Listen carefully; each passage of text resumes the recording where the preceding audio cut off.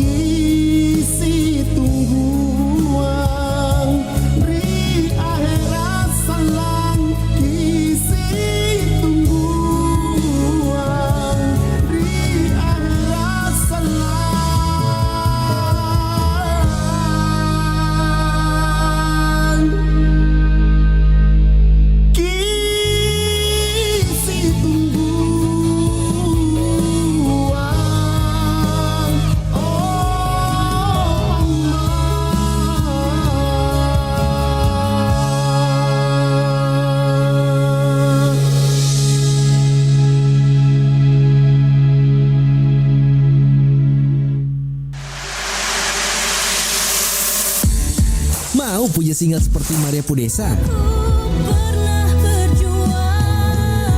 atau Josh Florentino. Yuk ikutan Bintang Radio Indonesia 2024 dengan cara download aplikasi RRI Digital di Play Store dan juga di App Store. Daftar, lalu upload video kamu menyanyikan lagu Dan Terjadi Lagi Josh Florentino untuk peserta putra dan Pernah Berjuang Maria Pudesa untuk peserta putri. Mainin suaranya juga ada di situ ya. Ikuti seleksi di kota kamu dan berkesempatan masuk ke tingkat nasional yang grand finalnya di Surabaya. Pendaftaran di RRI Digital ditunggu sampai dengan 19 Oktober 2024. Info lebih lanjut di akun official Instagram bintangradio.id. Bintang Radio Indonesia.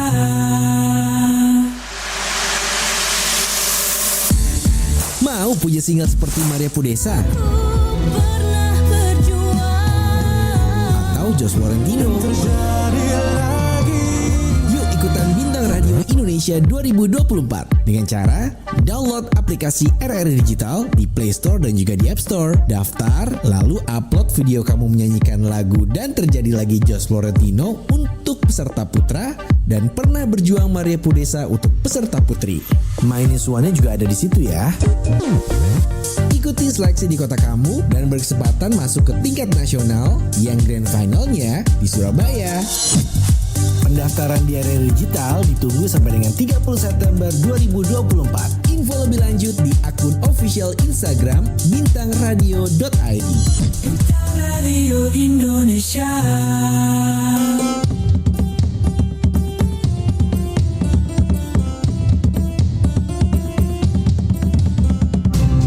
Pro 4 Suara Budaya Sulawesi Selatan.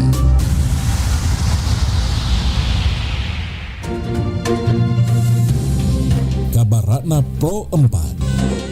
Iya, sahabat budaya, tari guel. Tari guel merupakan tarian tradisional dari suku Gayo di Aceh yang biasa ditampilkan dalam acara adat atau pernikahan sebagai bentuk penghormatan kepada leluhur. Gerakan dalam tarian guel ini mencerminkan kehidupan masyarakat Gao, di mana setiap gerakannya memiliki makna simbolis yang menunjukkan sikap penuh hormat dan rukun dalam berhubungan dengan orang lain. Tarian guel ini juga merupakan bagian dari kekayaan budaya Gayo serta mengisahkan usaha sekelompok orang yang berupaya mengembangkan seekor gajah putih berdasarkan cerita rakyat yang ada. Demikian kabar Ratna Pro 4.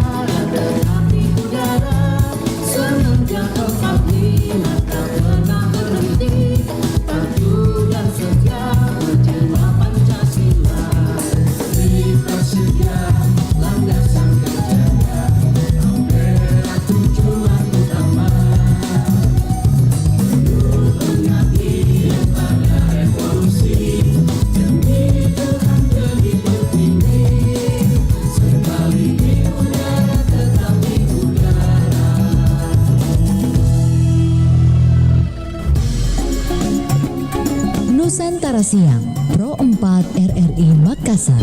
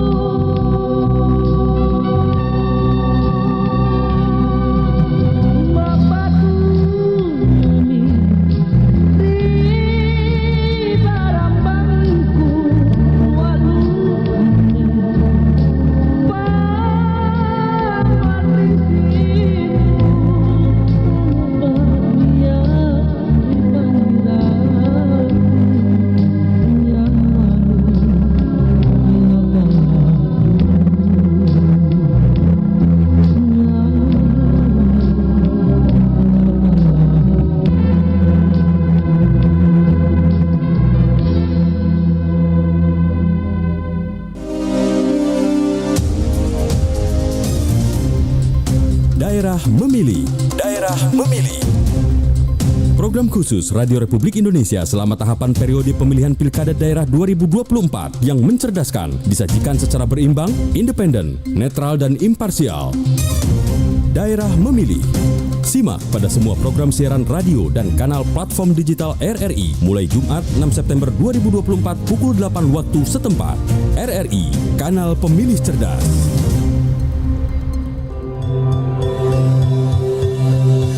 Berkenalan dengan tokoh perempuan pendidikan Indonesia. Dewi Sartika. Dewi Sartika adalah pahlawan pendidikan nasional yang lahir di Cicalengka 4 Desember 1884. Ia adalah tokoh perintis pendidikan kaum perempuan dan diakui sebagai pahlawan nasional. Pada 1904, Dewi Sartika membuat sekolah yang bernama Sekolah Istri di Pendopo, Kabupaten Bandung. Sekolah tersebut kemudian direlokasi ke Jalan Cikuriang dan berubah nama menjadi Sekolah Keutamaan Istri pada 1910. Pada 1912, ada 9 sekolah yang tersebar di seluruh Jawa Barat, yang berkembang menjadi 1 sekolah tiap kota maupun kabupaten pada 1920. Selamat Hari Pendidikan Nasional. Serentak bergerak, wujudkan Merdeka Belajar.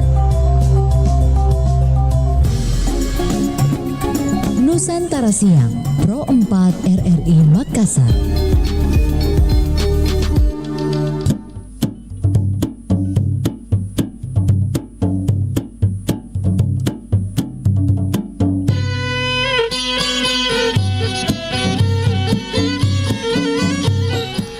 Oke, 92,5 FM Pro 4 RRI Makassar. Assalamualaikum warahmatullahi wabarakatuh. Selamat siang, selamat budaya dimanapun berada.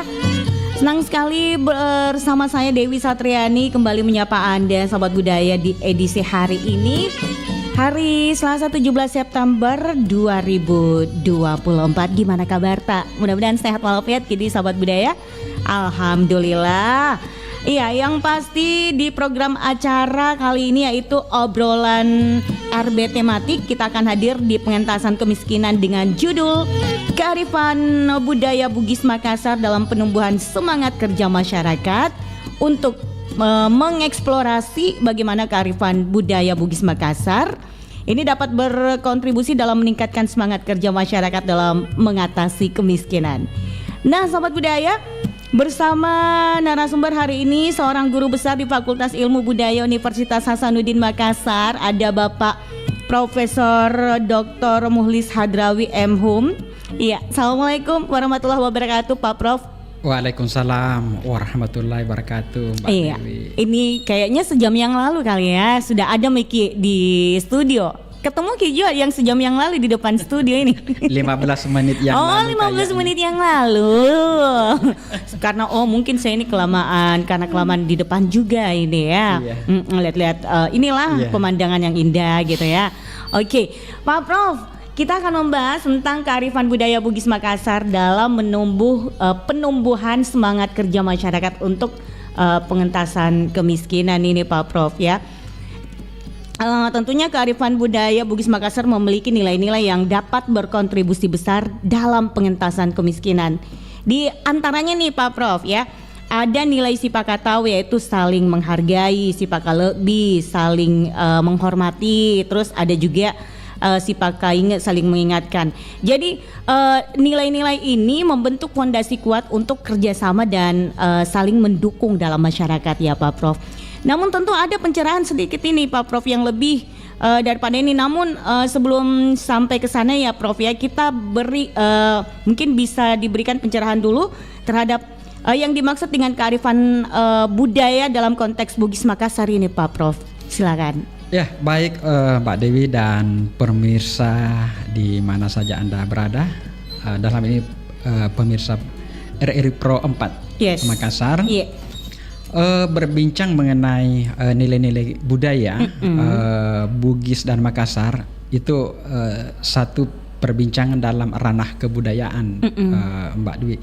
Itu lebih kepada satu term yang namanya value, nilai-nilai budaya.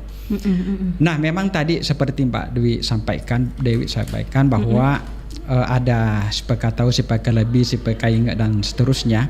Itu adalah satu memang nilai yang mendasari mengenai hubungan sosial yang sepatutnya dijalin oleh setiap orang.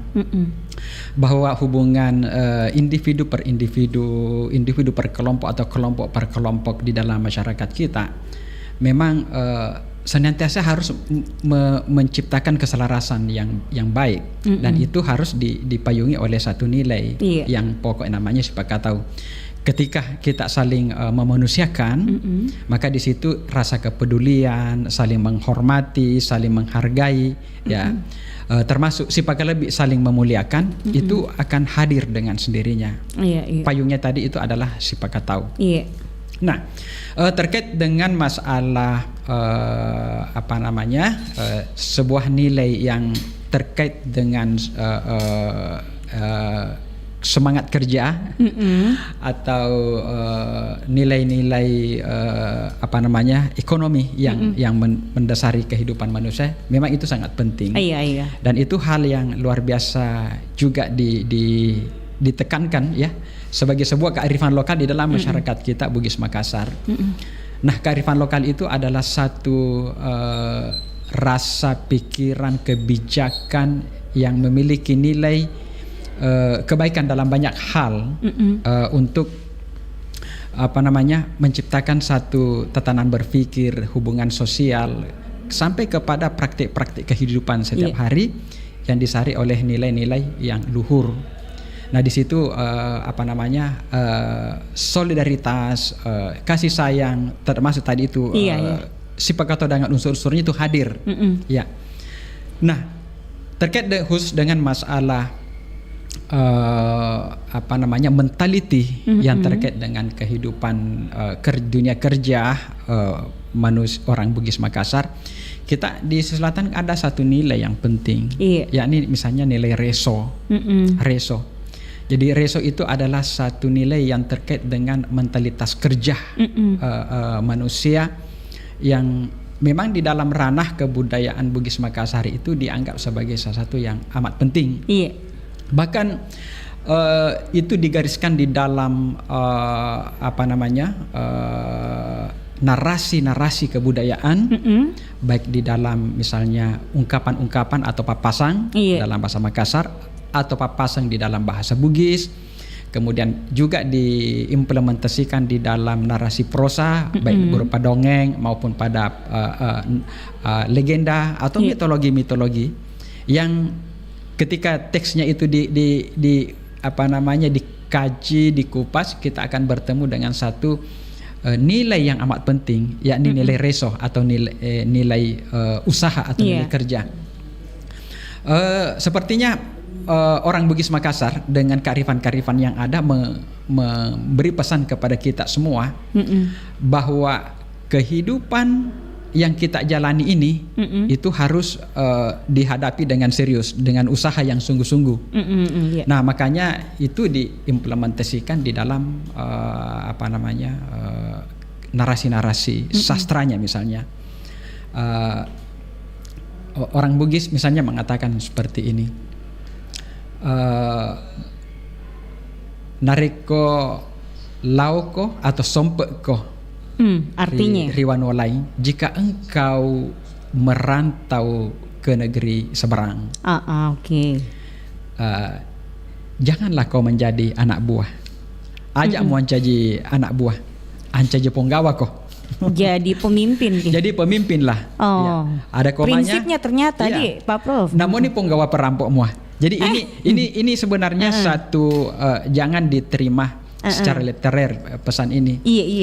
Pesan ini akan menggariskan kepada kita bahwa satu prestasi atau posisi atau keadaan hidup yang dimiliki oleh seseorang, terutama yang pergi merantau, maka hanya satu pilihan adalah sukses. Sukses ya. Nah, sukses itu kan sebenarnya tidak dilihat sebagai satu takdir ya, tapi dia dilihat sebagai satu upaya atau usaha mencapainya. Jadi Kalau mau sukses bukan dengan tidur, bukan dengan duduk-duduk merokok, ngopi doang, kemudian kaki. Rezeki datang tiba-tiba menghempas di punggung kemudian dan seterusnya. Tidak seperti itu, Mbak Dewi, ya. Jadi sebenarnya nilai budaya kita mengajarkan kepada manusia bahwa rezeki itu mesti dicari. Mesti diupayakan. Harus berusaha gitu ya Pak Prof? Harus berusaha. Itu jalan yang utama. Iya. Ending dari usaha itu adalah sesuai apa yang ditakdirkan Tuhan. Kan Tuhan misalnya kalau agama juga menggariskan, ya mintalah akan saya beri. Iya. Berusahalah supaya kau bisa dapat. Gitu kan. Tapi Prof jangan salah, selain kita berusaha kan ada berdoa juga kan. Tapi kalau cuma mengandalkan doa saja berdoa tanpa usaha sama doang. Benar. Jadi keberhasilan dalam hal prestasi hidup termasuk misalnya hal rezeki, usaha dan seterusnya itu adalah kalau dalam citra-citra kita dalam narasi Bugis dan Makassar itu adalah sebuah upaya. Makanya disebut dengan reso. Berupaya. Bekerja sekuat tenaga. Itu Mbak Dewi. Iya. Tapi kalau misalkan Pak Prof ya, kita kembali lagi namanya si Pakainga. Ya itu menghargai ya Pak Prof. Jadi kalau misalkan yang menghargai begitu, oke lah. Kalau kita mau membangun sebuah keharmonisan dalam dunia pekerjaan misalkan ya, kalau misalkan kita saling menghargai, tapi di satu sisi kalau misalkan segelintir orang yang mungkin dalam dunia pekerjaan kan tidak selamanya itu ada rekan kerja itu semuanya pada mulus gitu ya Pak Prof ya. Bisa saja ada dunia kerja yang pengen cari nama kayak gitu, jadi ada yang pencitraan sampai lah nggak apa-apa pencitraan untuk diri sendiri, tapi kalau untuk menjatuhkan rekan kerja lainnya, nah itu yang membuat rekan kerjanya itu kan bisa saja menimbulkan yang namanya sifat yang tidak saling menghargai jadinya. Nah seperti itu bagaimana ceritanya Pak Prof? Saya pikir itu salah satu cara berpikir yang keliru Mbak Dewi ya. Kalau misalnya kita mengorek pada nilai-nilai kebudayaan kita, misalnya ada pepatah, aja mau betah makala ajemu ri capak naletenge. Janganlah engkau didahului menginjakkan kakimu di ujung titian. Artinya apa? Kalau dalam titian itu kan cuma seorang yang bisa berjalan. Barang siapapun yang menginjakkan lebih awal di ujung titian, maka dialah berjalan duluan. Artinya pertama bahwa reso penting, pertama gesit. Gesit. Jadi harus aktif. Harus aktif. Dan ini dibungkus dengan satu kata mungkin kompetisi. Kompetisi. Jadi silahkan melangkah.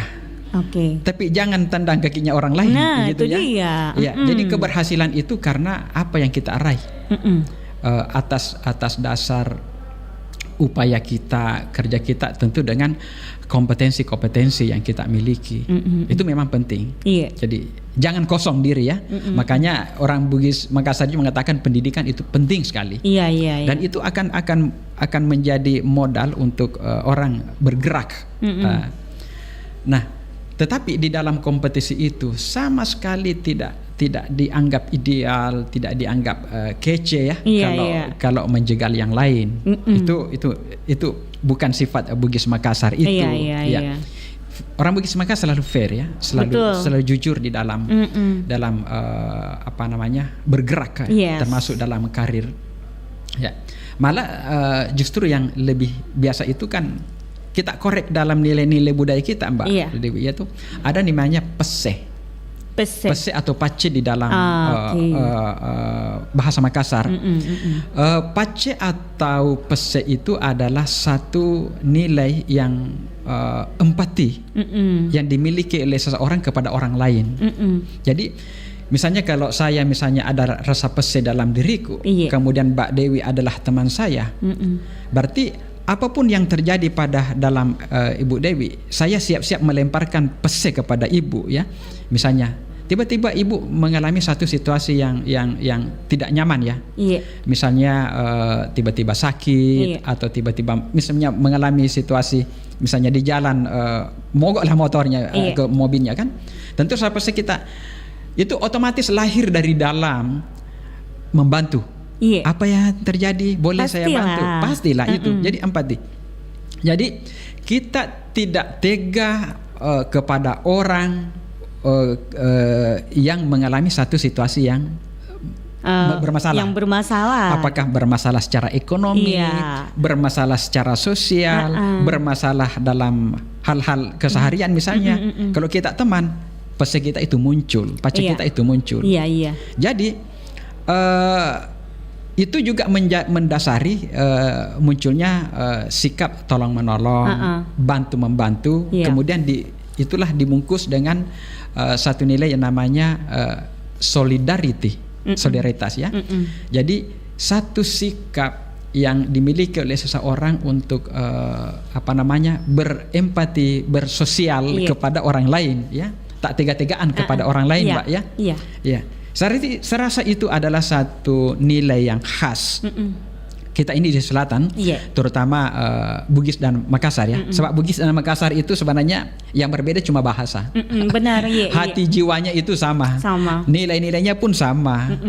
Bahasanya pun berbeda tapi tidak berbeda amat. Sekian puluh persen itu sama kosakatanya. Kalau dari segi budayanya sama saja. Nah, ketika membincangkan ini ya Bugis Makassar itu adalah hal yang sama, tidak bisa dibedakan. Jadi saya rasa itu reso adalah satu nilai yang ada dalam kebudayaan Bugis Makassar, di mana menempatkan satu cara pandang bahwa bekerja dan keuletan itu adalah hal yang dijunjung tinggi dalam kehidupan sehari-hari. Gitu. Oke. Berarti Prof, menurut pengalaman ya, pernah juga saya alami seperti itu di jalan, rekan kerja juga. Ya oke lah, ya kita namanya ya kita memiliki empati ya Prof ya, karena katakanlah teman kita mendapatkan masalah di jalan, jadi oke lah kita bantu, tapi dengan ikhlas dan tulus memang. Tapi di satu sisi kembali lagi ke dunia pekerjaan, yang justru yang dibantu atau yang ditolong itu justru Pak Prof mengatakan bahwa menendang kaki kita, sempak kaki kita begitu, kembali lagi seperti itu. Nah itu termasuk apa begitu, selain kayak dibilang reso atau apa itu Pak Prof? Lawan katanya kapan? Saya rasa itu adalah sifat-sifat manusia secara umum ya. Kalau buruk itu biasanya bukan sistem nilai. Nilai itu selalu berhubungan dengan yang baik. Yang baik-baik ya. Iya. Tapi itu adalah satu mungkin hawa nafsu manusia. Iya. Yang hadir dan susah untuk dirubah kayaknya. Yang hadir pada setiap manusia ya. Iya. Siapapun dia tidak memandang etnik siapa. Iya betul. Ya, sebab manusia itu salah satu yang hadir dalam dirinya itu ada ego, kemauan juga untuk menang sendiri. Yes. Kemudian senang dipuji, pokoknya ingin mencapai sesuatu yang cari amannya kayaknya. Yang lebih, dan pada sisi lain ya sering tidak mau memperdulikan orang. Itu hal-hal yang dialami pada manusia ya. Siapa saja boleh mengalaminya Pak Dewi ya. Tapi kalau kita korek di dalam konteks kebudayaan Bugis dan Makassar, itu bukan satu sifat-sifat orang Bugis dan Makassar ya. Itu malah dicela ya. Justru yang harus dilakukan adalah sebaliknya. Yes, benar. Orang Bugis mengatakan begini, ada pepatah ya. Maaf saya banyak menggunakan narasi bahasa Bugis. Iya. Nggak apa-apa. Orang Bugis bilang gini, akai padamu natan rereko. Jadi angkatlah sesamamu, junjunglah sesamamu, angkat, doronglah sesamamu supaya dia mengayomimu. Ini luar biasa ini pepatah. Jadi angkatlah sesamamu supaya dia mengayomimu. Iya.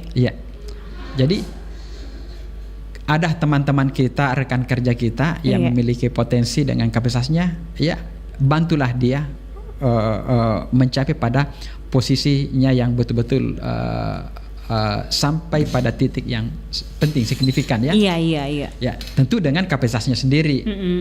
Ya, dengan haluannya ya. Kita bantu. Ya, yang namanya solidarity. Iya. Ya, ketika kita bantu itu kan ada amal, Betul. ada kebaikan yang kita tanamkan. Iya. Dan setelah itu ya kita harap dia juga bisa membalas, bahwa dalam hal tertentu dia juga bisa mengayomi saya kan. Kalau saya Pak Prof tidak kuharapkan media mau balas Kak. Betulan karena lillahi ta'ala. Ya. Cuma ya itu yang ideal ya, yang ideal. Bukan sebaliknya. Iya. Kita ada orang senang kalau kawannya terpuruk. Nah itu dia. Nah, istilahnya orang Pak Prof apa sih? Senang melihat orang susah. Senang melihat susah. Jadi bagaimana nih Pak Prof kalau misalkan kearifan budaya supaya ini kearifan budaya ini bisa dijalankan dalam kehidupan sehari-hari tak? Ya, saya rasa ya kita tidak perlu jauh-jauh ya, sebab ada agama yang memandu kita ya. Agama Islam itu cukup bersinergi dengan nilai-nilai lokal kita ya, Bugis dan Makassar, bahwa segala sesuatu kita sudah diajarkan. Ya, berbuat baiklah dan bekerja sama dalam hal kebaikan. Dan janganlah kamu bekerja sama di dalam keburukan. Artinya apa? Kebaikan itu adalah sifatnya holistik, menyeluruh Mbak Dewi. Jadi kebaikan bagi saya adalah kebaikan orang lain, kebaikan teman-teman semua. Ya, kebaikan itu tidak berlaku jika hanya individu. Ya, itu namanya ego ya. Ya, saya hanya mau baik, mau senang, mau melaju, mau ini, tapi yang lain itu justru saya injak gitu, atau malah saya tendang kakinya. Jangan. Itu bukan nilai-nilai kita. Betul. Makanya yang tadi saya katakan di awal, bahwa ada satu nilai yang agak sebenarnya mendarah daging dalam diri kita sebagai orang Bugis Makassar, yang namanya nilai solidaritas ya. Kalau bahasa Bugisnya si wolong-polong ya. Si wolong-polong. Itu nilai bahasa Bugisnya. Jadi bayangkan Mbak, itu praktik-praktik orang dulu ya. Ketika mau mendirikan rumah, ada ndak dipanggil satu persatu? Itu kan cukup diberitahu satu orang atau diumumkan melalui corong masjid. Orang pada dengar, datang semua siapa mau melakukan apa, kapan, di mana, dan apa yang harus saya sumbangkan. Tenaga boleh. Ya, karena ya. Yang penting dalam satu kampung, mungkin tetangga kampung misalnya mau diangkat rumah. Melecek bola ya, memindahkan rumah kayu. Betul. Itu bisa datang sampai 200-300 orang tanpa diundang. Betul. Tanpa digaji, tanpa konsensus, tanpa perjanjian. Apa yang menggerakkan semua itu, Mbak? Hatinya. Ya, kenapa hatinya? Karena ada nilai. Nah, di situ mungkin Pak Prof di penting sekali itu yang dibilang, harus baku baik sama orang-orang di sekitar Pak Prof. Tapi kembali kalau misalkan oke lah kita ikhlas kita hatinya kita. Namun ada di sebagian lagi orang yang Pak Prof mengatakan bahwa susah melihat orang senang atau senang melihat orang susah gitu. Jadi kalau dia lihat orang jamu kahane gitu. Ini bela kata hasut, ada sifat hasut kayak gitu, Prof. Itu penyakit hati dihinggapi oleh banyak orang ya. Tapi saya rasa semua suku itu harus yang namanya itu kita saling gotong royong, itu pasti semua suku gitu yang berlaku ya Pak Prof ya. Itu sebenarnya masuk ke ranah-ranah individu kembali lagi ke individu. Kualitas dirinya itu yang bermasalah. Karena dalam bahasa Bugis Makassar ada sebut namanya maseriati. Maseriati, mapediati. Mapediati aja nama mapediati. Ini sahabat budaya pasti ini tidak ada cuma mapediati. Mapediati. Atau maseriati. Maseriati itu tadi urusan orang dia ngurusin juga. Kepo, nah bilang orang Pak Prof. Itu tapi keponya kepo negatif. Negatif kok bilang kepo yang positif enggak apa-apa aja Pak Prof kalau lu kepoi tapi nu bantui tahu tapi kalau dibilang kepoi baru negatif Pak Prof. Itu sudah yang bahaya. Masih reati kemudian lama-lama bapak di hati. Padahal yang menjadi sasaran itu tidak tahu bilang apa Kak? Kenapa Kak? Kenapa ini tiba-tiba orang berubah sama saya? Wajah kepada saya? Tiba-tiba apa sih salahku? Menyimpan satu rasa yang negatif kepada si A misalnya. Ngapain sih?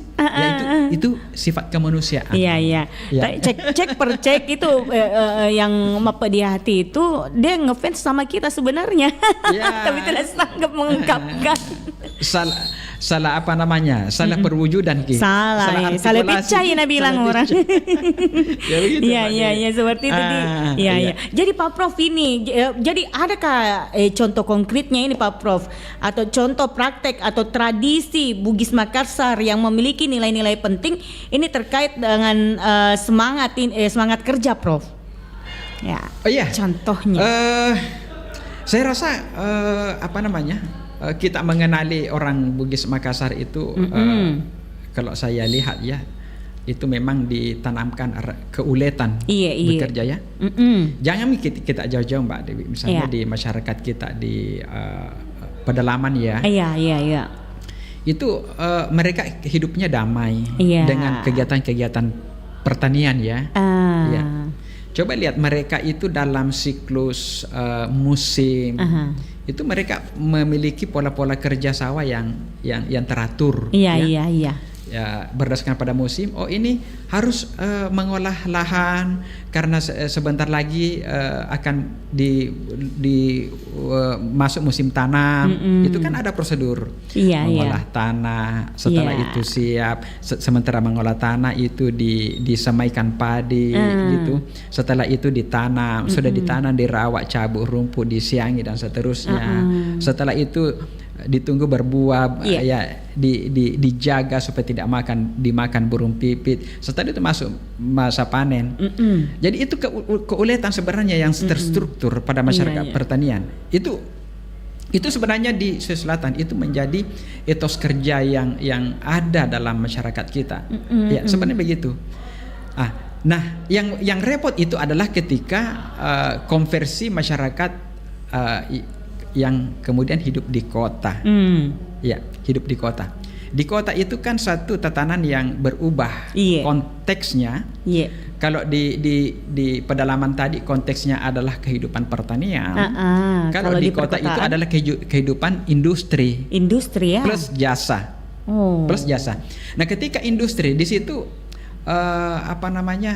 berubah sekali ya. Tatanan kehidupan. Ya. Orang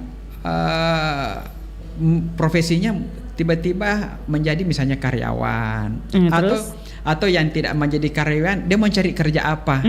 Nah, di sini sebenarnya fight ya pergulatan etos kerja itu harus dijalankan ya, bahwa apapun yang terjadi dimanapun kau berada, yang kamu depankan itu etos kerja. Namanya reso dan tinulu ya. Tinulu. Reso itu usaha, tinulu itu adalah rajin. Seperti di teman kerjaku di sini rajin-rajin semua Pak Prof. Tinulu berarti Pak Prof. Iya, teman-teman kerjaku rajin semua tinulu. Nah, ini penting Mbak Dewi karena biar bagaimana sistem pola kehidupan yang kota itu mesti kita masuki ya. Itu adalah satu yang mesti di dalam kehidupan ini, bahwa perkembangan dunia adalah perkembangan situasi. Ya, ada hal-hal saja yang berubah dari profesi bertani ketika di kota berubah. Ya.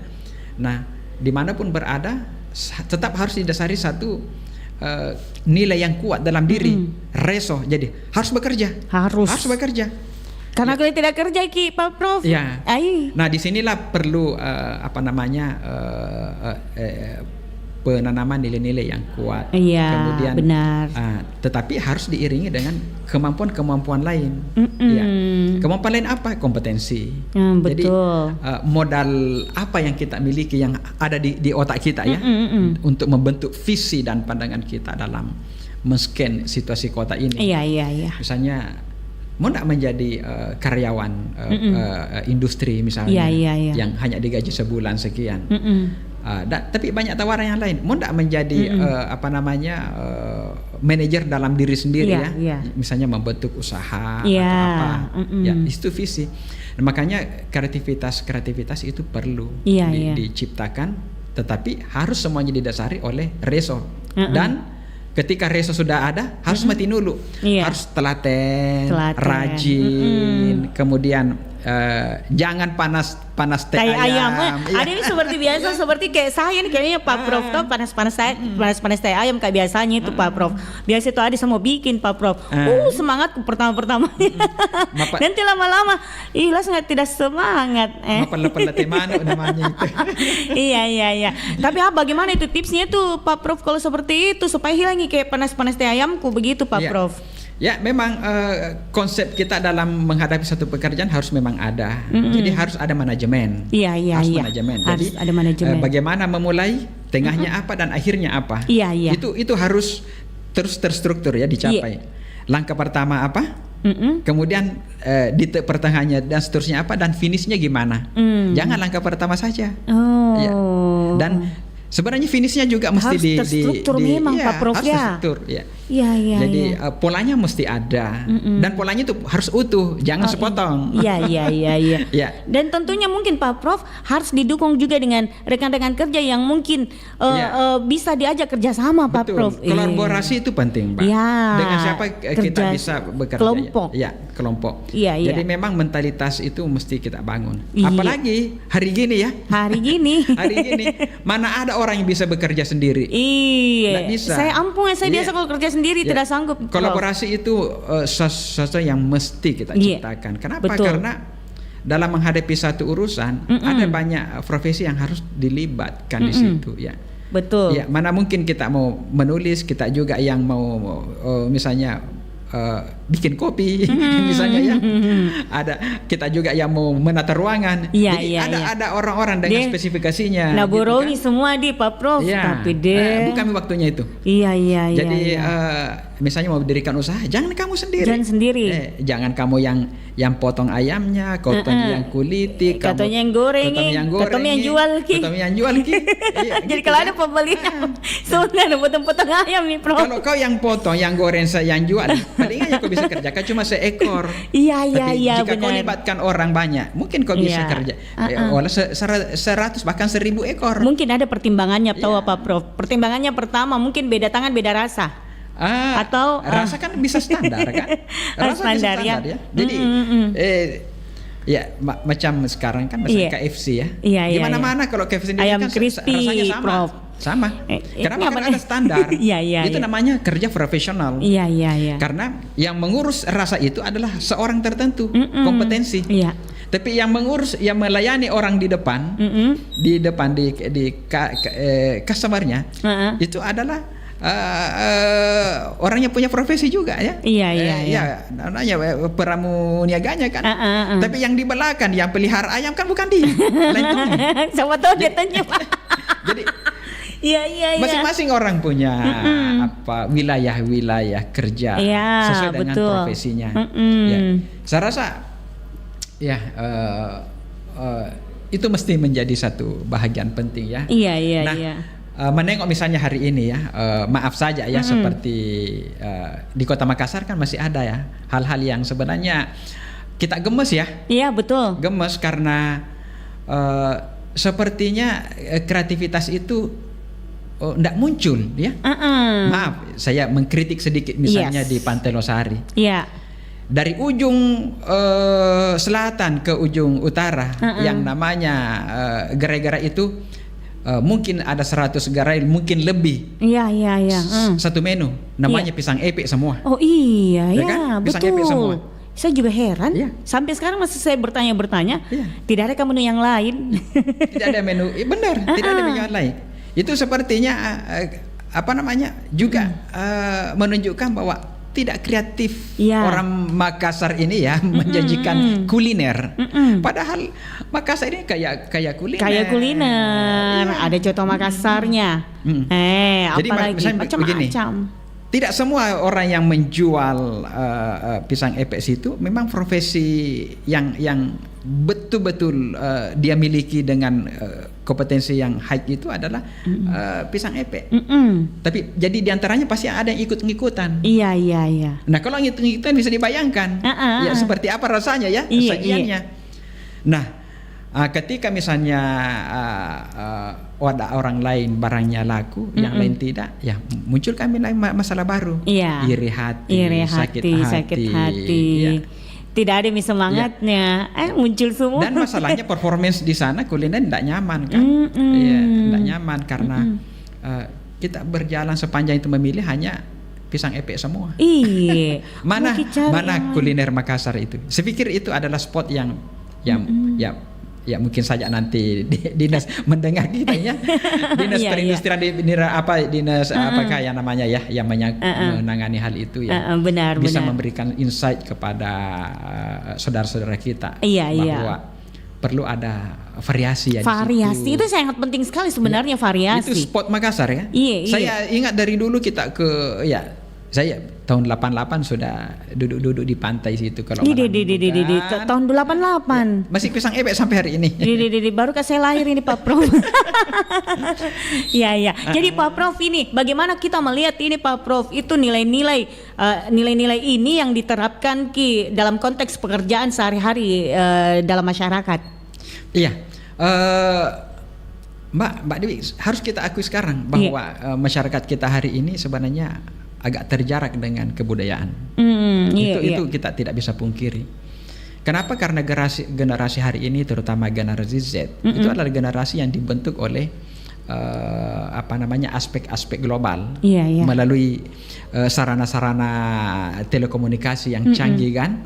Apakah TV atau HP? HP itu ada Instagram, ada Facebook, ada YouTube, ada ini, ada itu semua. Dan itu kan menjadi menu dalam setiap hari. Bukan saja orang ketika besar, tapi mulai di ayunan udah diperhadapkan dengan menu-menu global kan. Yes, betul. Nah, yang masalah itu adalah kita ini cara memilih kebudayaan kita itu menunya salah. Karena kita memperkenalkan misalnya kepada anak-anak itu adalah hal-hal luar, Korea, Eropa, Jepang, dan seterusnya ya, baik dalam sastra maupun dalam kesenian-kesenian lain, ya. Tetapi di sisi yang kita membuang dan melupakan hasanah kebudayaan kita, budaya lokal ya. Jadi memang hari ini kita membincangkan tentang nilai-nilai yang positif yang bisa memacu misalnya reso ya, usaha, nilai usaha dan tinulu atau rajin dalam diri kita. Tetapi ya mungkin saja di luar sana generasi baru mendengar, baru mendengar. Padahal kita ini yang umur-umur yang lahir di 70-an, 80-an itu kita sudah akrab ya dengan itu. Misalnya bagaimana dikonsep dalam satu desain untuk bisa diaplikasikan. Ya, sebab apa yang kita bincangkan ini kan semuanya tataran nilai. Nilai itu adalah sesuatu yang abstrak. Dianggap, diperlakukan sebagai satu yang baik. Tapi dia masih dalam tahap gagasan. Ya, gagasan. Nah, dalam kebudayaan gagasan itu adalah satu chapter. Chapter berikutnya itu adalah activity. Jadi bagaimana kita menghasilkan satu desain dari gagasan-gagasan itu yang abstrak, kemudian menjadi satu model, rule model untuk diaplikasikan. Nah, nanti aplikasikannya, pengenalannya seperti apa ya?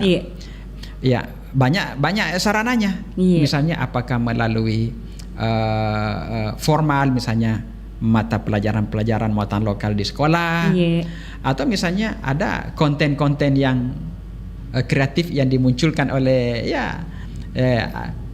generasi hari ini ya, untuk memperkenalkan nilai-nilai itu, kemudian bagaimana cara mengekspresikannya, gitu. Kemudian yang ketiganya ya itu terimplementasikan dalam bentuk perilaku. Iya, iya. Jadi hari ini gagasan adalah sebuah gagasan, praktek adalah soal lain. Iya, iya, iya. Nah sekarang yang tugas kita Mbak Dewi itu adalah bagaimana mencoba mengkoneksikan antara gagasan dengan praktik, dengan melahirkan satu menu, yang tepat ya. Ya kita perlu terus-menerus melakukan promosi ya, atau tujuannya mengkomunikasikan nilai-nilai ini. Supaya paling tidak dikenal dulu. Kita tanamkan dalam pikiran orang-orang, anak-anak kita itu bahwa ini loh ada orang Bugis Makassar itu menjunjung tinggi namanya reso. Menjunjung tinggi namanya tinulu. Mencegah apa yang namanya malas. Kemudian mencegah apa yang namanya kerja serabutan yang tak terstruktur. Nah ini Pak Prof. Orang kerja serabutan begitu, akhirnya kodong bilang orang ikodong jiwa kemiskinannya muncul begitu Pak Prof ya. Jadi kira-kira ini Pak Prof, apa saja nih kearifan lokal, kearifan budaya lokal ini yang bisa digunakan untuk memotivasi masyarakat untuk bisa mengentaskan yang namanya kemiskinan. Karena kita tahu sekarang Pak Prof toh, apalagi yang di masyarakat di kampung-kampung terkadang kasihan toh tidak tahu apa mau nak kerja. Nah bagaimana ini Pak Prof? Kalau kita beranjak dari nilai, boleh. Artinya kita memang harus menanamkan bahwa seorang itu tidak akan pernah berubah kalau bukan diri yang merubah dirinya sendiri. Itu. Jadi harus self control dalam diri, bahwa setiap orang itu harus mengotokritik dirinya, bahwa saya ini termasuk orang malas atau yang bereso ya atau tidak ya. Dan terus resonya setakar apa, dan bagaimana itu dibina dalam konteks tinulu ya, dalam konteks rajin ya. Itu yang pertama. Yang kedua, kita harus menghindari apa yang namanya sikap bermalas-malasan, menunggu, pasif. Jangan kita tinggal menunggu kapan begitu ya Pak Prof. Ajak muat tajeng. Cari dong pekerjaan begitu ya. Oke. Nah, satu yang saya mau sampaikan. Apa itu Pak Prof? Ini papasengnya orang Bugis, dia katakan begini. Ini untuk laki-laki. Dia bilang 2 urane tentu tangke. 2 lelaki yang tidak boleh diterima lamarannya. Dindi ngerinya dengarki itu sahabat budaya. Dengarki ya. Apa itu Pak Prof? Apa itu jatuh? Pertama, padar sede bola. Padar sede bola. Peladang dekat rumah. Dan yang kedua adalah pengandra manuk kale. Penunggu itu? Ayam hutan. Bagaimana ceritanya? Maksudnya begini. 2 lelaki yang tidak boleh diterima lamarannya. Pertama, langsung maknanya lelaki yang pekerjaannya tidak cukup untuk dia konsumsi sendiri. Pada sede bola begini, itu peladang di samping rumah. Kalau ladang di samping rumah, nanti tidur. Antar aja deh turun. Kan dekat ji. Dekat ji ladang toh. Kalau biasanya begitu orang berpikir begitu ya. Sekarang jam 9. Jam 10 pi. Kan dekat ji. 3 langkah nyampe mak. Terus kalau dekat rumah, tidak mungkin juga ladangnya itu luas. Terus mungkin sudah turun ke ladang 1 kali cangkul, 2 kali, 3 kali, merokok lagi atau naik minum kopi. Jadi tidak jelas lahan pekerjaannya. Kemudian cara kerjanya pun tidak terstruktur. Tidak ada pola. Tidak ada pola ya. Tidak ada pekerjaan yang jelas ya. Dan hasilnya juga tidak diperhitungkan. Yang kedua, pada pengandra manuk kale. Penunggu ayam hutan. Bagaimana pengandra manuk kale, penunggu ayam hutan. Itu penjerat ayam hutan. Itu kalau dia masuk di hutan bawa jerat. Udah itu dia pasang jeratnya. Udah pasang jeratnya, dia pergi tidur. Nanti sore mau pulang datang lagi. Ada ndak atau tidak? Kalau tidak ada pulang. Kalau ada ya syukur. Jadi jangan menunggu. Jangan menunggu ya. Oke. Jadi ini lelaki adalah jangan menerima lamaran laki-laki yang tidak ada pekerjaannya atau di garis miring tidak jelas pekerjaannya, plus tidak jelas hasilnya.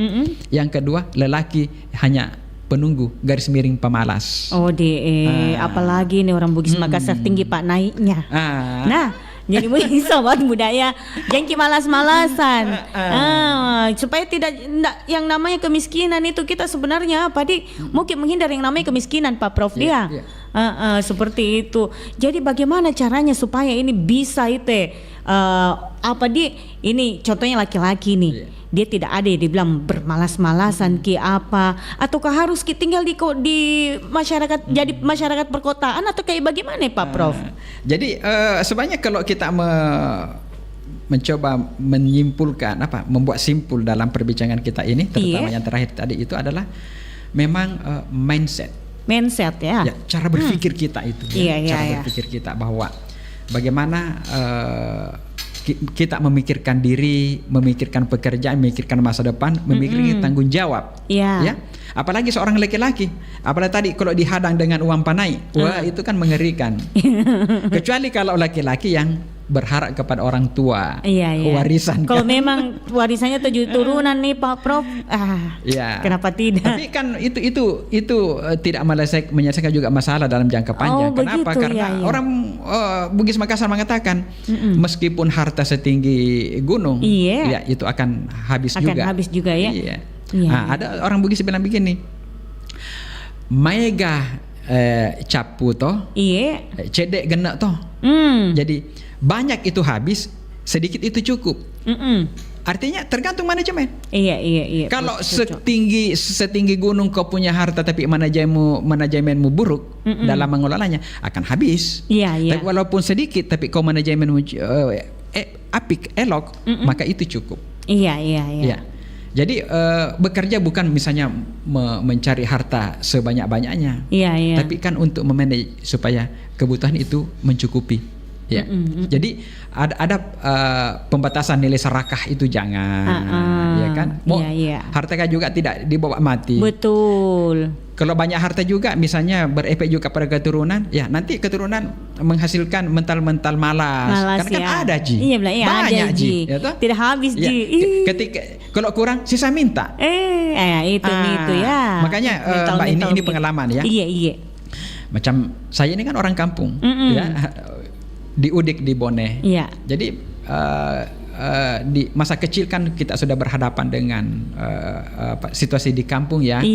Saya biasa ikut sama kakek nenek ke sawah. Itu rupanya itu menanamkan reso tadi itu kerja. Oh ini ke sawah mencangkul. Kemudian ini masalaga ya, membajak. Setelah itu satu ditanam, satu sampai dipanen. Itu satu manajemen kerja yang ulet. Dan itu terstruktur. Dan itu kan memberi pikiran kepada kita bahwa apa yang dipanen, yang dipanen itu adalah ditanam itu yang dituai. Iya betul sekali. Apa yang kau lakukan itu juga yang kau panen. Apa yang kau tanamkan, yang kau kerjakan, kau juga akan memperoleh hasilnya. Pokoknya harus mentong gitu yang baik-baik, kerja baik-baik, karena kita dapat juga hasilnya baik-baik di Pak Prof. Pak Prof, seperti apa nih kira-kira ini kegiatan yang bisa dilakukan oleh masyarakat untuk memanfaatkan kearifan budaya Bugis Makassar dalam strategi pengentasan kemiskinan ini Pak Prof? Saya kira yang pertama ini memang nilai-nilai ini harus dipromosikan ya. Kita mencari dulu nilai-nilai ini, dipungut semua dulu nilai-nilai yang positif yang terkait dengan tadi reso dan tinulu ya. Untuk kemudian mindset tentang kehidupan dan masa depan ya. Jangan kita menjadi manusia-manusia miskin ya, meminta, tapi kita manusia-manusia pemberi ya. Itu penting. Kemudian itu dikabarkan ya, meluas kepada kawan-kawan, kepada orang-orang ya. Kemudian harus dibentuk perilaku. Perilaku itu mungkin Ya mungkin taruhlah sekarang ya biar bagaimana pemerintah dan NGO yang berkaitan dengan itu mesti melibatkan diri. Iya. Jadi menanamkan satu misalnya cara-cara berbisnis, cara-cara berusaha, dan nilainya itu adalah ditarik dari nilai-nilai lokal. Ya. Kemudian kita harus peduli terhadap perkembangan zaman. Ya, situasi hari ini adalah situasi yang terus-menerus berkembang. Jangan kita menghindar dari situ. Tapi kita harus masuk. Harus masuk ya. Misalnya, jangan pura-pura saya enggak mau tahu. Jadi misalnya kuliner. Iya. Kuliner hari ini misalnya kalau kita mau mempromosi, beda itu sekarang misalnya lewat promosi digital ya. Misalnya ada ayam goreng. Coba lihat Kentucky, McD apa? Benar. Itu kan ayam crispy Pak Prof. Dia sudah digital kan? Iya. Bagaimana kalau kita cuma ditulis di atas kertas spidol? Bukan mejamannya Pak Prof. Jual ayam goreng, jual nasi kuning. Ya kan? Terus yang kedua itu promosi ya. Jadi perwajahan. Perwajahan itu kan kesan pertama. Betul. Bungkusannya seperti apa? Kemasannya seperti apa? Jadi bagaimana kita mengenai sesuatu itu kan sebenarnya membentuk citra ya. Iya. Dalam bahasa semiotik ada ground yang bermain di ingatan kita. Iya, betul. Jadi citra itu muncul. Jadi kita selalu mengatakan produk-produk impor itu KFC untuk kuliner ayam crispy. KFC, ayam crispy McD, crispy. Itu no merek. Artinya no brand. Ya, jadi apa namanya? High ya. Yes. Sementara produk-produk lokal itu dibiarkan terus-menerus begitu. Dijual. Mungkin saja enak tetapi ya cara mempromosikannya kurang bagus. Yang kedua kemasan misalnya. Kemasannya kita beli ini di warung-warung biasa dengan kantong plastik. Warna putih atau warna hitam. Dimasukkan di situ. Mau makanan, mau Indomie sama kantongnya. Iya. Langsung kantong dengan bendanya kan. Coba lihat misalnya yang terkini. Ya artinya memanfaatkan model marketing modern kan. Dibuatkan dos, ada merek, ada cantik, motifnya, kemudian dengan brandnya, modelnya, kasih lagi kantong-kantong dengan ada brand lagi kan? Iya betul. Gitu. Tapi harganya juga pasti mehong. Tapi salah juga Mbak Dwi, saya pernah maaf ya seperti di bandara ya. Coba lihat menu masakan tradisional setahu saya lebih mahal dibandingkan dengan menu modern. Oh iya. Oh iya memang. Coba mikir. Betul. Kue tradisionalnya pun seperti itu. Contoh ya, misalnya dulu di Jakarta ya. Kalau kita mau makan ayam goreng saja dengan gorengannya tanda tanya bagaimana nyamannya. Terus mungkin maaf bonteknya satu biji nasi itu harga bisa 90.000. Iya. 90.000. Tapi kalau kita makan KFC, ayam crispy yang brand ini, palingan 35-45.000, 2 kali lipat. Baik. Dengan kemasan yang lebih cantik, lebih menarik. Iya. Jadi memang perlu apa namanya kemasan penampilan yang baik. Pak Prof, karena kita udah dibatasi oleh waktu nih ya, karena waktu juga yang akan kita gunakan dengan sebaik mungkin. Nah, sebagai closing statementnya nih, apa yang ingin Pak Prof sampaikan terkait dengan topik kita? Silakan Pak Prof. Bu Dewi dan para pemirsa yang mendengar ya perbincangan ini, sebagai penutup saya mau mengatakan bahwa sesungguhnya orang Bugis Makassar itu memiliki nilai-nilai positif yang menyangkut tentang kerja, tentang keuletan, tentang kompetisi ya untuk sebuah penguatan kehidupan yang berkualitas secara ekonomi. Nah itu sampai hari ini masih ada ya nilai-nilai itu, terutama yang menyangkut tentang nilai reso ya atau nilai usaha. Kemudian dia diikuti dengan nilai keuletan ya, tinulu itu penting. Kemudian yang kedua adalah ya nilai-nilai ini perlu ditanamkan kembali, diinternalisasi, kemudian dibuat untuk apa namanya dipraktikkan ya. Tapi pada sisi yang sama kita harus membuka diri dan masuk pada ranah-ranah yang modern ya. Iya. Harus menyesuaikan dengan kehidupan modern supaya apa yang menjadi menu-menu kita untuk satu usaha masa depan itu tetap selalu bersesuaian dengan suasana kehidupan yang milenial hari ini ya. Agar nilai-nilai itu tetap terimplementasikan kapan saja, di mana saja, dan manusia kelas apa saja sampai hari ini, sampai kelas milenial. Demikian, Iya. Mbak. Baik, kalau begitu Pak Prof ya, karena kita udah dibatasi waktu, jadi kita harus tuntaskan sampai di sini dulu Pak Prof. Ini semoga bisa memberikan manfaat untuk kita semua, sahabat budaya yang saat ini mendengarkan Pro 4 RRI Makassar. Pak Prof, semoga makin sukses selalu. Terima kasih Pak Prof ya. Dan makin jaya selalu Pak Prof. Assalamualaikum warahmatullahi wabarakatuh. Waalaikumsalam warahmatullahi wabarakatuh.